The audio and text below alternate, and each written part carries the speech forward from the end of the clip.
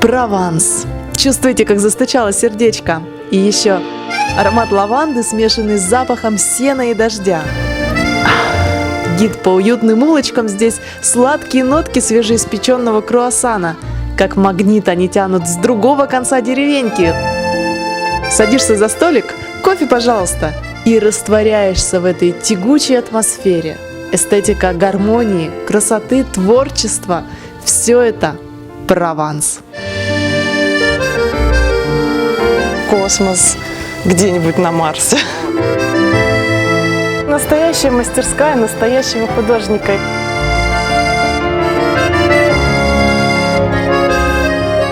Когда ты стоишь здесь и смотришь туда, вдаль, наступает такое легкое головокружение.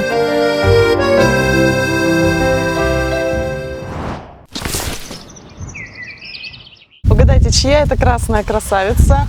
На 2 дня она наша. Мы взяли в аренду автомобиль, и нас ждет большое автомобильное путешествие. Ну как большое? Ну, в общем, мы хотим проехать здесь по прованским деревенькам, отправиться в заповедник Вердон, посмотреть ущелье. Когда мы составляли этот маршрут, мы чуть с ума не сошли, потому что читаешь про каждую деревню, и там написано: эту деревню нельзя не посетить, она самая красивая. Про каждую деревню, так 10-15 мест. Ну, естественно, времени у нас не так много на эту поездку в 2 дня, поэтому нам пришлось выбирать. Отправляемся в те самые красивые деревни, которые выбрали мы и которые будут у нас по пути. Наш маршрут из Марселя в Ниццу – это около 350 километров по самым живописным дорогам юга Франции. Нет, это пока не они, но горы уже видны, а кое-где появляются поля винограда. Самые красивые деревни Прованса затерялись на вершинах холмов. Тонкой змейкой дорога петляет вверх, и пока мы тянемся за велосипедом, навстречу летят кабриолеты.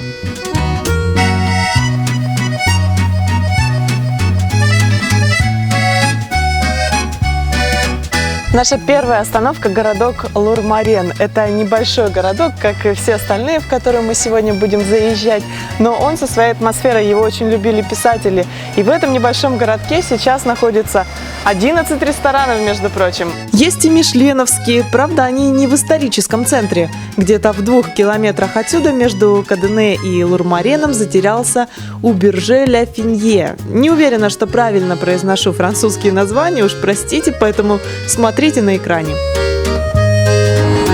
Шеф-повар Рейн Самю училась у своей мачехи, а сейчас готовит вместе с дочерью вегетарианские и безглютеновые блюда. Про 11 ресторанов я прочитала в интернете, но мне кажется, что здесь намного больше, чем 11 ресторанов. По крайней мере, кафе очень-очень много. И вот мы только-только заходим в город. И здесь повсюду столики, повсюду кофе. Многие рестораны Прованса работают только вечером или 1,5 часа около полудня, а затем после 19. Никто не спешит, никто не нагружается. Лурмарен – это воплощение искусства жизни. Но выпить кофе можно в любое время суток. Обычно кофе здесь все пьют утром, в это время дня уже пьют вино, но мы за рулем. Смотрите здесь, как стоят стульчики, здесь все сидят и смотрят на улицу. Мы тоже немножечко посидим и посмотрим. Кто-то читает газету, кто-то курит, почти никто не достает телефон. Может, слишком дорогой мобильный интернет. И, наверное, в этом есть свои плюсы. Французы могут пить кофе часами, просто отдыхая, просто наслаждаясь окружающим реальным, а не цифровым миром. Очень уютная деревенька, я даже не знаю, мы планируем заехать еще в несколько, когда мы все это будем успевать, потому что здесь совсем не хочется спешить, здесь хочется гулять так расслабленно, не торопясь.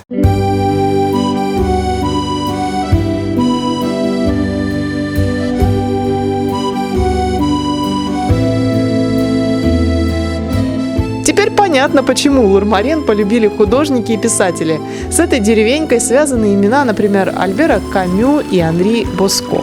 Они похоронены на местном кладбище. Ну а если говорить о современниках, то в окрестностях Лурмарена жил Питер Мейл, автор книги «1 год в Провансе». И этот бестселлер не единственное его произведение о самом романтичном французском регионе. если говорить об архитектуре этого городка, то, в принципе, каменные обычные домики, ничего особенного, даже никакого декора на фасадах нет. Но вот благодаря цветам, благодаря разноцветным ставням, все это смотрится как-то уютно, красиво, вот как в фильмах о Провансе.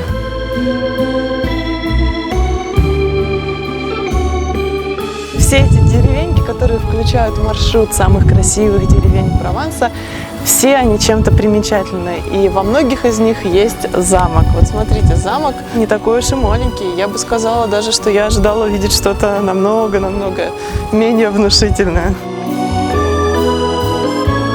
В этом замке есть винный погреб. И это действительно похоже на погреб. Здесь даже прохладненько.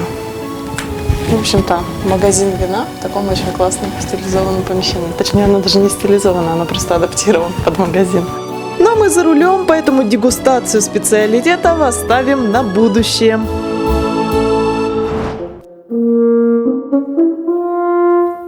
Замок построили в 15 веке. Конечно, он окружен легендами. Например, когда-то владельцы здесь менялись один за другим. Хозяин умирал, не оставляя наследников. Думаете, проклятие?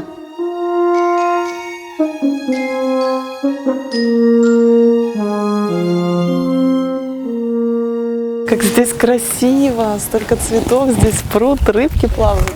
И просто потрясающая панорама туда на горы, там город, вообще классно. Во время Великой Французской революции муниципалитет города чуть не разрушил этот символ богатства и барских привилегий.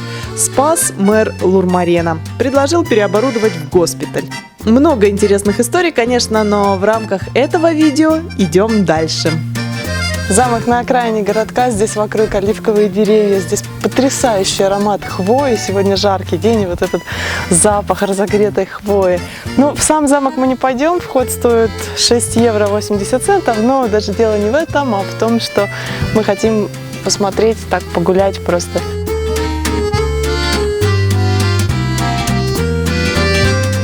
Вот они, деревеньки Прованса. В таком небольшом городке есть туристический центр. Есть карты, правда, карту самого Лурмарена мы не увидели, но там есть карта окрестных городков и маршрут, который можно проделать на велосипеде. В деревеньках есть шато, а еще обязательно в деревеньках есть церковь. Внутри просто звенящая тишина. Просто открыты двери, там внутри вообще никого нет. Очень тихо, очень умиротворенно.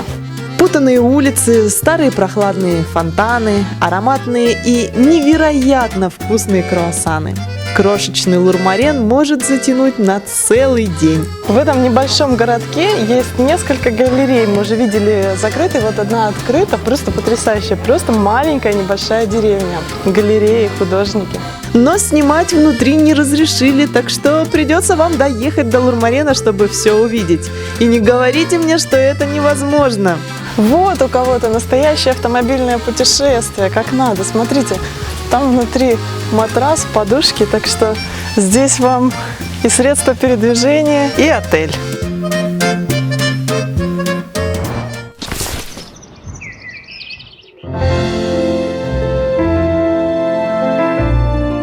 Через 300 метров резко поверните направо. Затем выполните следующий крутой поворот налево. Ну, с ума сойти, какая красота! Мы поднялись уже немножечко в горы, и здесь следующая наша остановка, деревенька Бонье. Она уже такая должна быть более средневековая. И она просто спускается здесь по отвесному склону. Вокруг бесконечные пространства. Очень круто!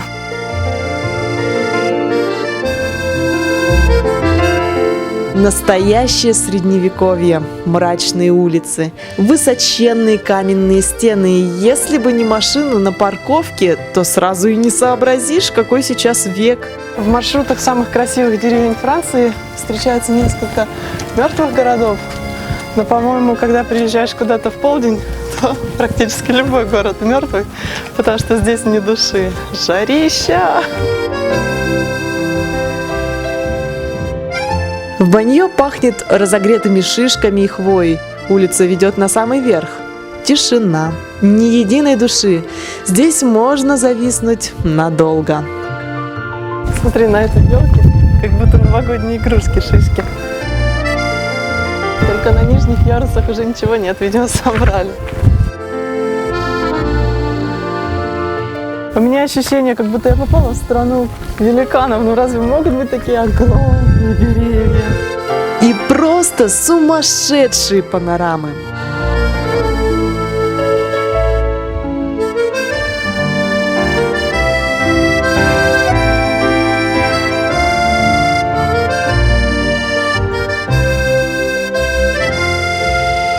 Совсем другая по атмосфере деревенька. Можно сказать, что мы в нее до сих пор так еще и не зашли, но я уже влюблена в эти места. Если вам кто-то скажет, или вы сами подумаете, что все эти деревни, они одинаковые, это не так, они вообще разные, просто совсем.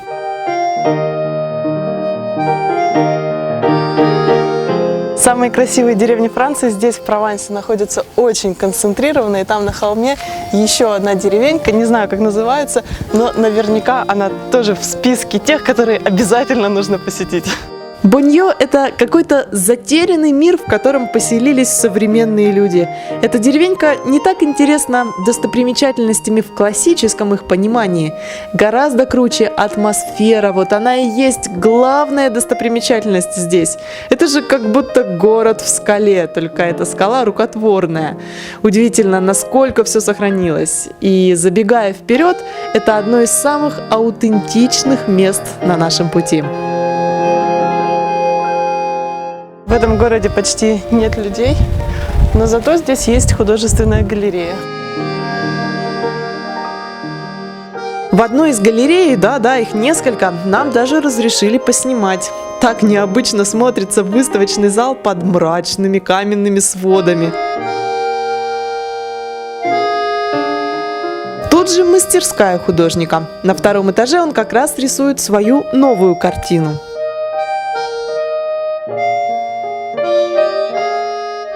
Это настоящая мастерская настоящего художника. И мало того, что нам разрешили поснимать внутри, так нам еще и позволили увидеть то место, где художник творит сейчас. Мольберт, краски, новый холст. Это просто интересно, что на картинах изображено море, хотя здесь в окрестностях далековато до моря.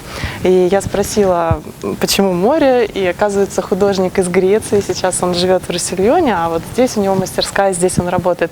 И он сказал, что море в его голове. Ну, наверное, действительно, море – это то, что невозможно забыть. Адрес: улица Республики, 13. И нам в этом путешествии просто везет на цифру 13. У нас 13-й ряд в самолете, у нас 13-й номер квартиры, подъезда. В общем, цифра 13 нас преследует, и здесь тоже 13. Аскетичная, на первый взгляд, деревенька спрятала немало интересных деталей. Где-то герб на фасаде, где-то скульптура, двери, ставни, вазы, спешить нельзя. А вот петлять по узким улочкам, преодолевать десятки ступеней то вверх, то вниз, заглядывать в арки и темные углы очень даже рекомендуется.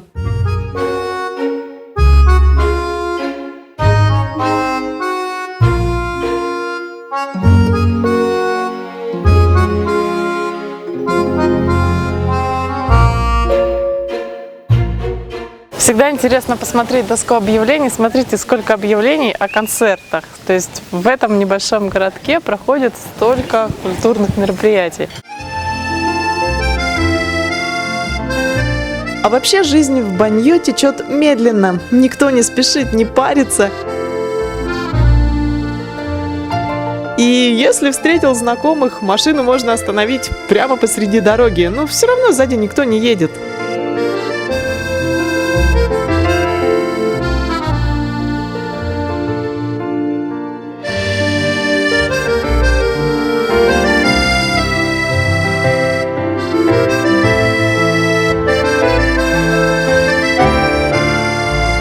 Если вы думаете, что сложно гулять по таким холмистым деревенькам, то вы еще не пробовали выезжать из них на машине. Вот это очень на нервах. Тут просто надо молиться, чтобы не было встречки.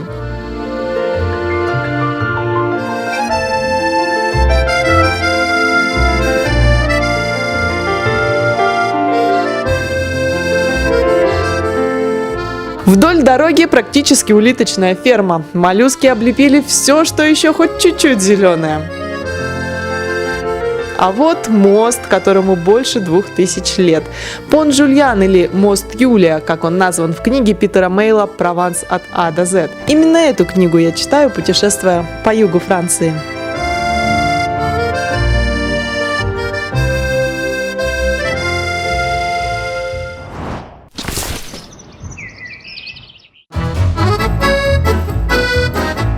Тем временем цвет пейзажей стремительно меняется, как будто глина выступает наружу. Ну как-то слишком масштабно для глины.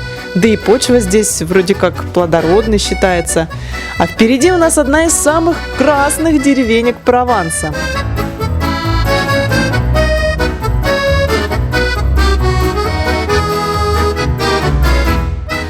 Охренеть можно! Мы добрались в Руссион. Это город, который известен своими марсианскими пейзажами. Когда-то здесь добывали охру, сейчас уже не ведут добычу, но вот мы можем любоваться вот такими просто фантастическими красными скалами. И сам город, он тоже немножечко красноватый.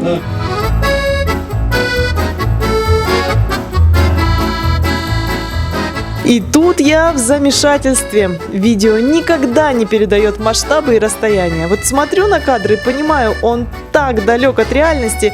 Ну, умножьте все, что вы сейчас видите, в несколько раз. И, может быть, только тогда получится хоть чуть-чуть представить, что это такое, когда перед тобой гигантские скалы терракотового цвета, когда город заканчивается оранжевым обрывом и когда деревья растут из красной земли. Весь город расположен на оранжевых, желтых склонах. Вообще просто фантастический пейзаж. И здесь настолько любят эту достопримечательность, даже не достопримечательность, а просто вот эти скалы, эти склоны. Там даже подсветка есть. То есть вот этот вот массив, он вечером, очевидно, подсвечивается. Просто Это просто космос. Причем космос где-нибудь на Марсе.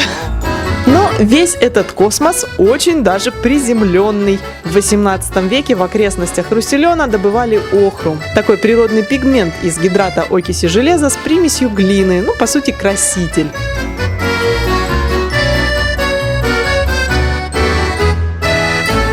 Там, где когда-то добывали охру, сейчас сделали туристическую достопримечательность, оборудовали тропу, и вход сюда платный, стоит 3 евро. Есть 2 маршрута, один маршрут рассчитан на полчаса, второй маршрут подлиннее, он рассчитан на час. В 1930 году добычу прекратили. Надо было спасать природу и этот пейзаж от полного разрушения. Угроза такая существовала. Современный ландшафт – результат эрозии и разработки карьера, соответственно. Все оттенки красного, оранжевого, желтого, если туда посмотреть, там даже стволы сосен, они окрашены в такой цвет охры. Деревянные тропинки и ступеньки для удобства туристов немного сбавляют градус природности, но и объект все же не совсем естественный.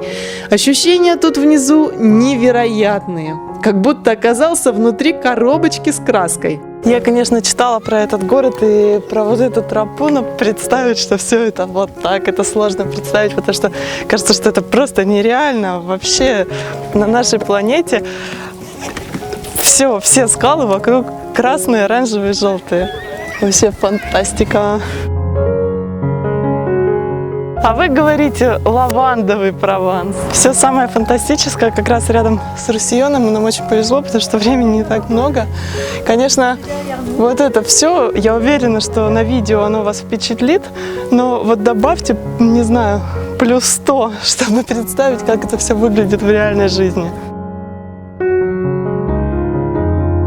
Расстояние между этими деревеньками где-то 15-20 километров. И тут вообще ощущение, как будто бы ты не просто по разным регионам страны путешествуешь, даже не по разным странам, а по разным континентам. И все это не только Франция, это один регион Франции, Прованс. Даже если вы иначе себе представляли Прованс, лаванда, там все дела, то вот такой Прованс, он просто сносит голову и навсегда влюбляет.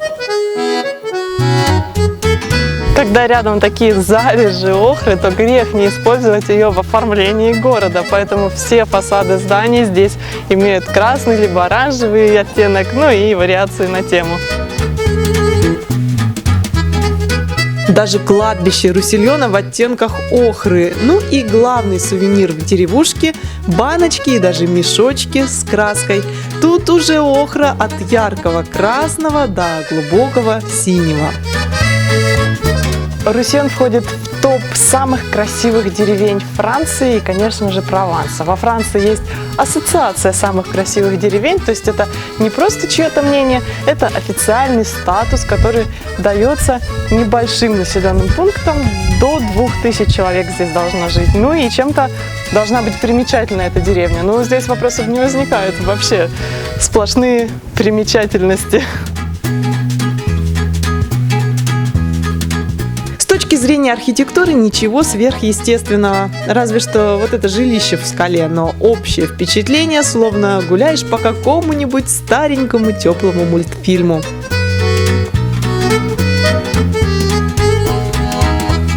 Во Франции точно не наберешь лишний вес. Даже не знаю, сколько мы сегодня прошли ступенек. Мне кажется, я пришла здесь к одному интересному филологическому умозаключению. Вероятно, у слова «охренеть» есть вполне определенная локация, и это Руссельон. О, виноградик! Интересно попробовать.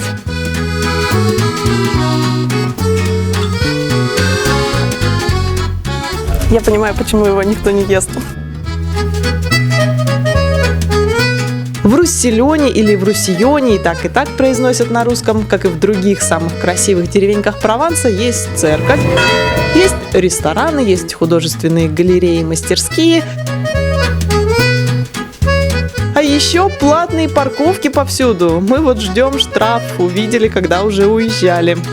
Сегодня столько каких-то невероятных эмоций, столько красивых пейзажей, каких-то удивительных улиц, что у меня в каком-то смысле уже немножечко нет сил всему этому радоваться, но невозможно не восхищаться, потому что все это очень красивое.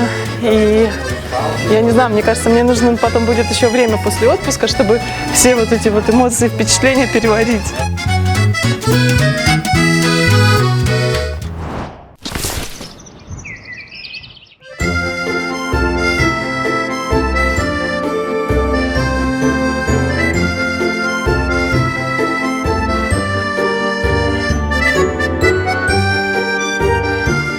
Вот здесь я могла бы идти такая порхающая в фиолетовом платье, потому что это поле лаванды, но оно отцвело. Я бы могла так говорить, если бы я не почитала заранее и не знала, что лаванда цветет в начале августа.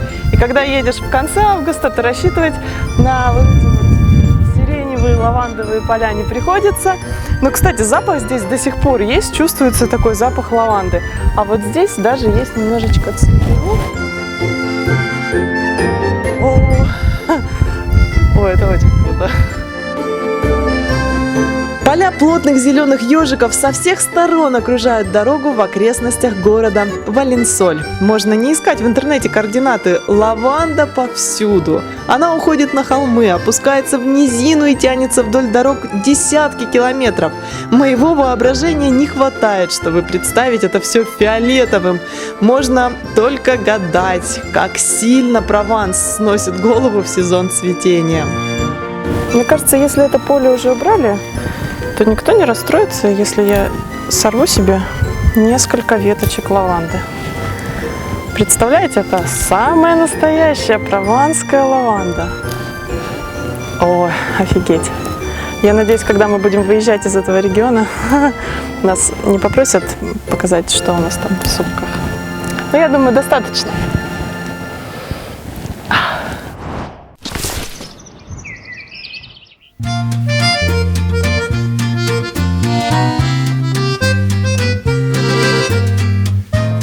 Еще один символ Прованса – платаны. Эти мощные деревья с раскидистыми ветвями здесь что-то вроде тополей в России. Очень функционально, между прочим.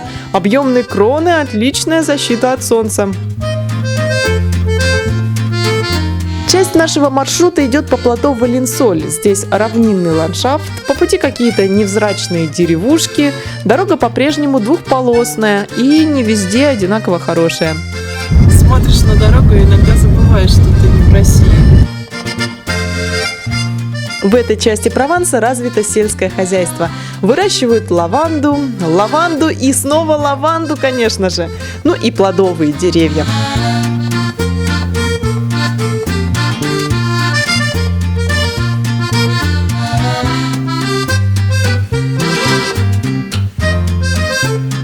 А вот тут хочется выключить кондиционер в машине и открыть окно. Просто потрясающий запах. Смесь ароматов сена и дождя, приправленный легкими лавандовыми нотками. С ума сойти.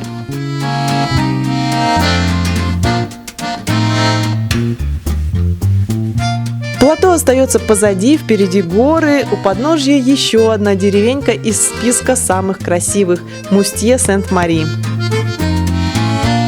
Выезжайте на перекресток с круговым движением, а затем съедете.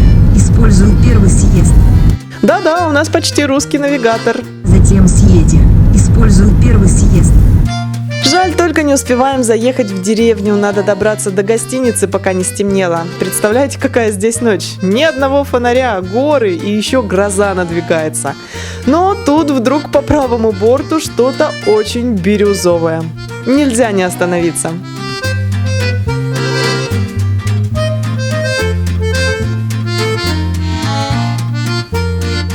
Это озеро Сент-Круа.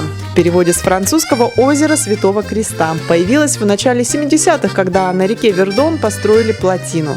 Под водой оказалась целая деревня. Вот она и дала название озеру. Блин, я думала, что такой цвет водохранилища – это фотошоп. Но нет, на самом деле оно бирюзовое.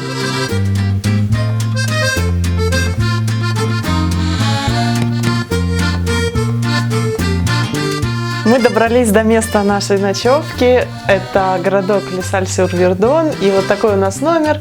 Ничего особенного. Но я надеюсь, что за этим окном то, ради чего мы выбрали именно этот номер. Да!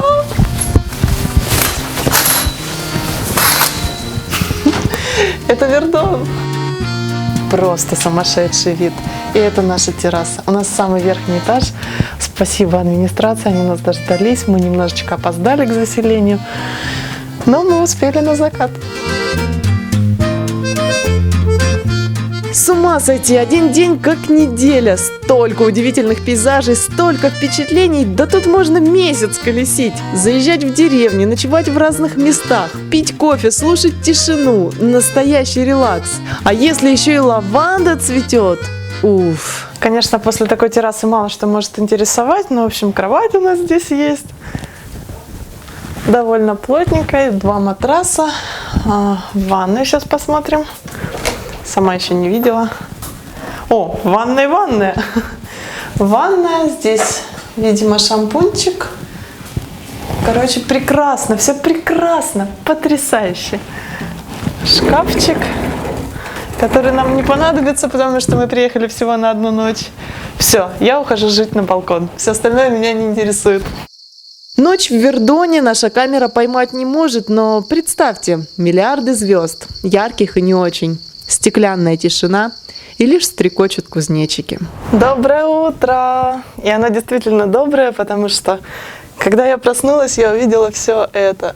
Даже как-то жаль, что мы здесь всего на 1 день, даже на 1 ночь, и скоро уезжать.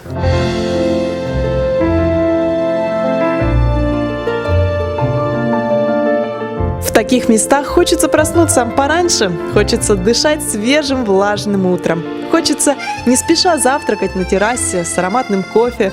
Интересно, что Прованс вроде бы считается туристическим регионом, но никаких толп, никаких экскурсий, никакой суеты. Удивительно. Идеально, чтобы расслабиться и очистить голову. Идеально для творчества. Я бы пожила в Провансе несколько месяцев. Деревеньки Лес-Сале-Сюр-Вердон не было в списках самых красивых деревень или в каких-то других списках, по крайней мере, я ее не встречала. Это небольшой поселок на берегу Вердона, но даже здесь есть туристический офис. Посмотрим, может быть, и достопримечательности здесь есть. Дверь офиса закрыта, но вот мы видим доску объявлений, здесь есть информация о погоде.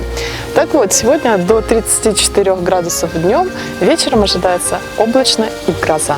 Обычный курортный поселок, и кажется, мы здесь единственные, кто уже проснулся и выбрался из номера. Указатели много говорят о населенном пункте вот здесь. Отель, ресторан, где поесть. В общем, понятно, что этот поселочек больше похож на курортный. Смотрите, как интересно здесь строят. Вот домик, судя по всему, уже новый, то есть он не исторический, но сделан в таком стиле провансальском, камни. Интересно. И вот здесь несколько таких домиков, довольно много. Почему я думаю, что они не исторические? Потому что они совсем не покосившиеся, углы ровные, но вот такая отделка фасада камнем. На сайте деревни написано, что еще в начале XII века семья Мустье владела этим местом. В XIV веке существовал монастырь и всего 200 человек жителей. Только к середине XIX века население выросло вдвое. 400 человек тогда было. Может, с тех времен принято, чтобы улицы оставались пустыми. Мне даже как-то неловко громко говорить. Вот что интересно, поселок весь застроен в одном стиле, то есть здесь нет каких-то разноформатных домиков, относящихся к разным эпохам и стилям. И вот он имеет какое-то лицо, даже несмотря на то, что архитектура этих домиков, примитивно простая. Это, по сути, какие-то прямоугольники с ровными стенами и ставнями разных цветов. Все. Но выглядит все мило и достаточно уютно.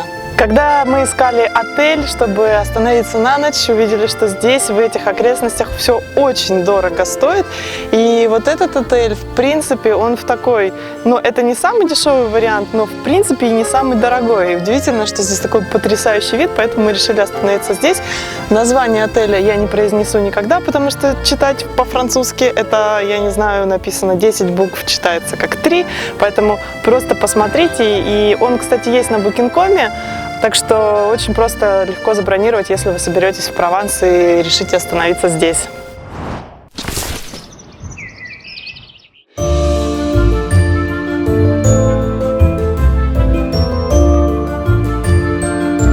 Мы вернулись туда, где проезжали вчера. Тут просто скалы, утренний свет, такие масштабы и пространства. А вернулись мы, чтобы посмотреть на главную достопримечательность этих мест, на Вердон.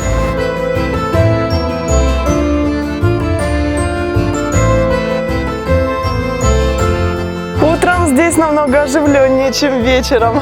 Вердонское ущелье – одно из самых больших в Европе. 19 километров длина. Глубина в некоторых местах достигает больше 700 метров. Реку окружают порой отвесные скалы. Возраст где-то 200-250 миллионов лет. Обычно говорят, видео не передает запахов, и как это грустно, но видео еще и не передает пространство. Потому что, когда ты стоишь здесь и смотришь туда, вдаль, наступает такое легкое головокружение порой. А движение-то активное. Сплавляются на катамаранах, всевозможных лодках, некоторые даже на 5-й точке.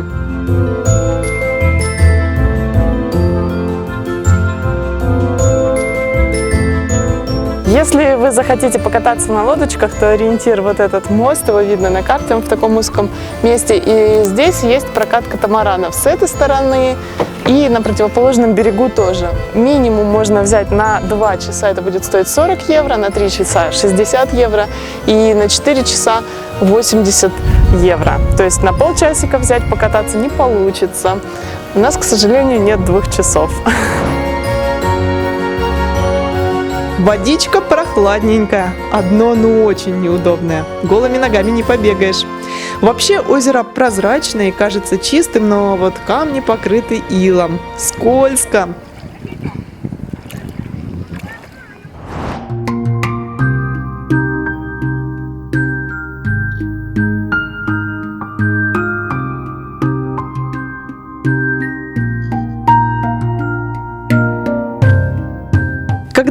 здесь было море, оно высохло, беспозвоночные образовали пласты известняка. Быстрая горная река за миллионы лет оформила современный пейзаж. Так появилось ущелье и главный каньон Прованса.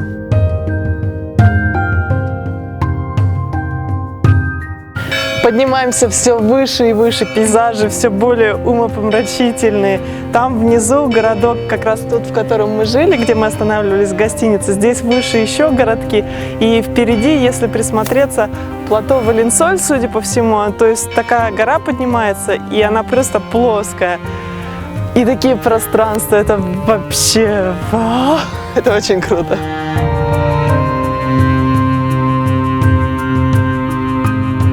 Нет большого смысла заранее искать, где находятся смотровые площадки. Дорога одна, так что ничего не пропустишь. По пути очень много небольших заездов и карманов на 1-2 машины, они даже не отмечены на карте. Тут спокойно можно припарковаться и наслаждаться природой. Следующая остановка наша, смотровая площадка, это именно та точка, которую мы вбили в навигаторе и куда мы едем.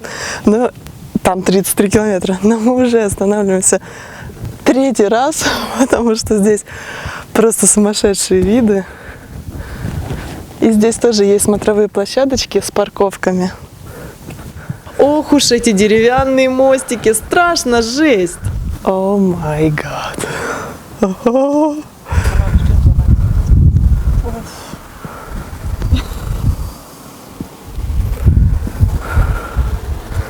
Очень высоко, вообще необъятное пространство, класс.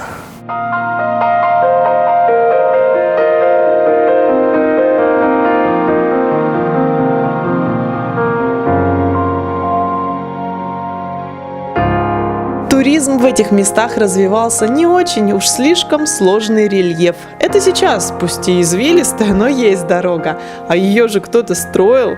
Раньше приезжали только отдельные группы ученых, и то иногда. Подробную карту составили лишь в 1905 году. Сейчас путешествовать вполне комфортно. Кто-то выбирает машину или мотоцикл, кто-то изучает ущелье на велосипеде, есть и те, кто отправляется пешком.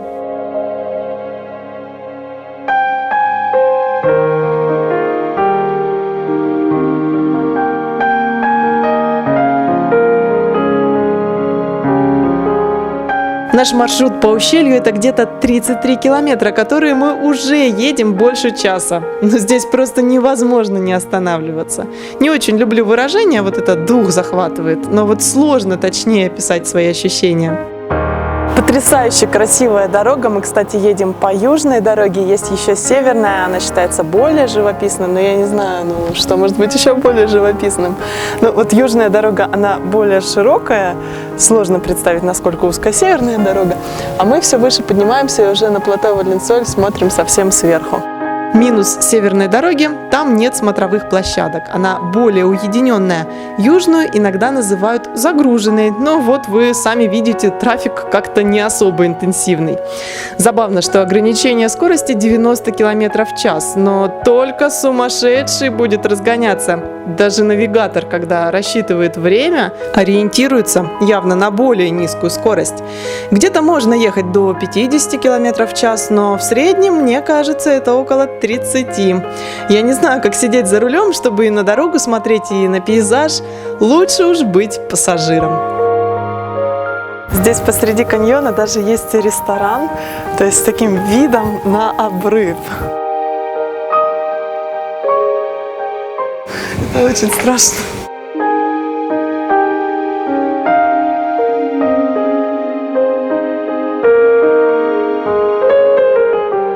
Ох, какой вид у нас здесь, просто потрясающий. Конечно, человек, который боится высоты, немножечко кружится голова, это я. Но мы не могли выбрать другой столик, потому что этот был свободен, и, естественно, мы сели здесь. Мы берем здесь бизнес-ланч, стоит 26 евро, и мы взяли один бизнес-ланч, хотим разделить его на двоих. Но, в принципе, вполне реально. Мы думаем, что во Франции все такое маленькое, маленькие порции, небольшие. Но вот в Провансе в этом смысле турист порадуется, потому что порции большие. Мы вчера ужинали, была огромная порция пасты, мы просто даже не съели. И вот здесь принесли салат, смотрите, какой он огромный.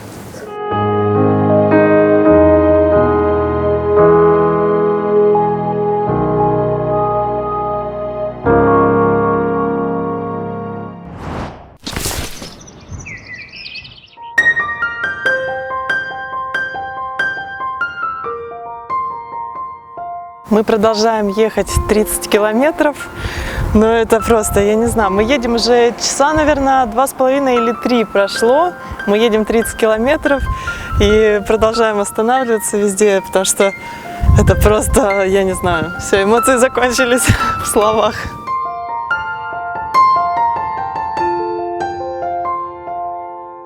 А самая впечатляющая смотровая площадка Вердона все еще впереди.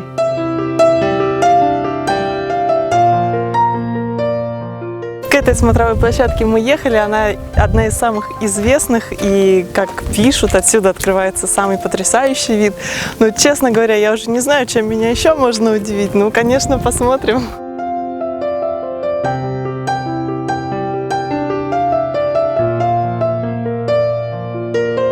Вот он, знаменитый каньон. И если вы слышите помехи по звуку, то знайте, это мое сердце бешено стучит. И от страха высоты, и от красоты этого места. Но только представьте, скалам по 200-250 миллионов лет. И стоишь вот на террасе, смотришь как будто сразу на всю историю нашей планеты. Между прочим, динозавры появились 230 миллионов лет назад, а скалы уже были. 200 миллионов лет назад возникли первые млекопитающие. Земля менялась, виды исчезали. А эти каменные глыбы вот передо мной. Река здесь делает изгиб, поэтому каньон просто громадный. Я не знаю, какие здесь расстояния, но люди, которые там, я их вижу очень-очень маленькими. Представляете, там внизу летают птицы, они на несколько метров, наверное, десятков метров ниже, чем мы, то есть мы сейчас выше, чем птицы. И эти птички кажутся нам как будто бы какие-то, не знаю, комарики маленькие летают.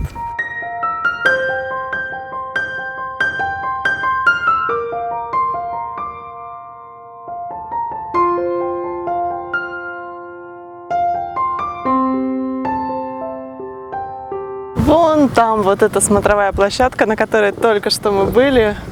Да уж, конечно, когда смотришь отсюда, то становится не по себе. Надо сначала туда дойти, а потом посмотреть, где она находится.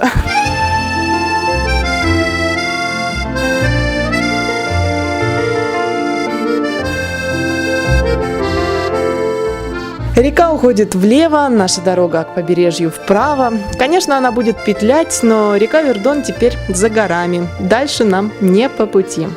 Потихоньку начинает отпускать вот это состояние, знаете, как будто холодным душем окатили. Уже не так высоко, и можно снова расслабиться.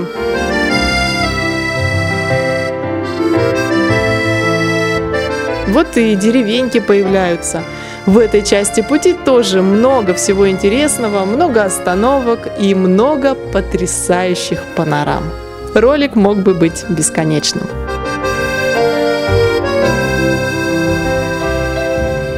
А с этой смотровой площадки открывается вид на город, который вы точно знаете. Это Грасс, парфюмерная столица Франции. Там дальше Канны, море, но это уже другая история, о которой я расскажу в следующих видео. Меня зовут Юлия Якименко, подписывайтесь на канал, а я гулять по Лазурному берегу.